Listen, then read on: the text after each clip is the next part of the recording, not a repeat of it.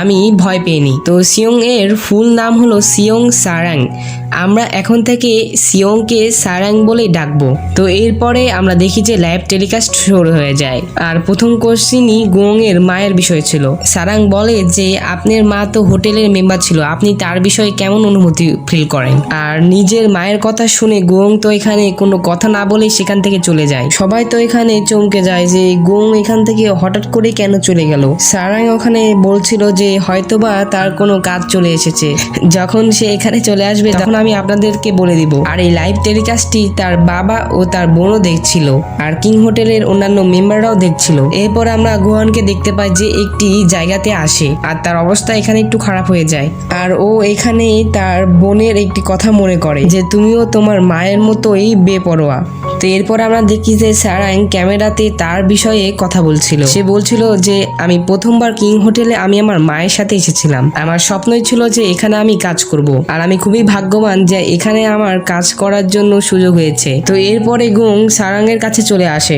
Interview শুরু হওয়ার আগে গোং সারাকে বলে যে আমার এটি দেখা দরকার যে এর ভিতরে কি কি প্রশ্ন আছে, যার কারণে তুমি এটি আমাকে দাও। তখন গোং সেই লিস্টটি দেখে, আর সে দেখে যে তার ভিতরে সকল প্রশ্নই তার মায়ের সম্পর্কে ছিল। তখন গোং এই লিস্টটি ছিঁড়ে ফেলে আর সারাংকে বলে যে এগুলা সব আজগবি প্রশ্ন, তুমি তোমার নিজের থেকে কিছু প্রশ্ন জিজ্ঞাসা করো। অবশ্য সারা জানতো না যে সে কি জিজ্ঞাসা করবে, কিন্তু সারাং তার পিছনে সমুদ্র দেখে তাকে বলে যে পিছনে ওই সমুদ্রটি কত সুন্দর, তাই না? তখন গোং বলে যে হ্যাঁ সুন্দর, আর সারাং বলে যে চলো আমরা সেই সমুদ্রটি দেখি। আর পরে তারা দুজন সেখানে দাঁড়িয়ে যায় আর তারা সমুদ্র দেখতে শুরু করে। তো এর পরের সিনে আমরা দেখতে পাই যেখানে সারাং ও গোং কথা বলছিল। সারাং গোংকে বলছিল যে তোমার সমস্যা কি, আমি কি কোনো ভুল করে ফেলেছিলাম, আমার কি তোমার ইন্টারভিউ নেওয়া উচিত হয়েছিল না?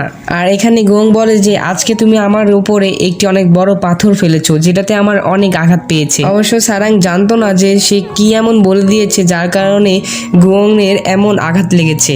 তো এর পরের সিনে আমরা দেখতে পাই গোং তার হোটেলে ছিল, আর এরপরে সে তার বেলকনিতে আসে, আর ওইখানে এসে সে একটি ঘড়িকে দেখছিল।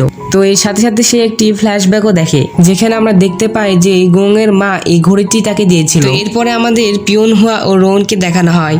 রোহন হুয়া এখানে পিয়ন হাওয়াকে বলে যে তোমার ডায়েট করার দরকার নেই, এমনিতেই তুমি অনেক সুন্দর। পিয়ন হুয়া এই কথার জন্য রোহনকে থ্যাংক ইউ জানায়। তো এরপরে পিয়ন হুয়া রোহনকে একটি স্কার্ফ দেয়, আর তাকে বলে যে এই স্কার্ফটি তোমার মায়ের জন্য, তুমি তাকে দিয়ে দিও যাতে তুমি তোমার মায়ের জন্য একটি ভালো ছেলে হতে পারো। তখন রোহন বলে যে ঠিক আছে, এর জন্য তোমাকে ধন্যবাদ। তো এরপরে আমরা গোং ও সারাকে দেখতে পাই, তাদের সাথে দুইটা ফটোগ্রাফারও ছিল। ফটোগ্রাফাররা তাদের ছবি তুলছিল এবং তারা সেখানে ফটোশ্যুট করার জন্য এসেছিল।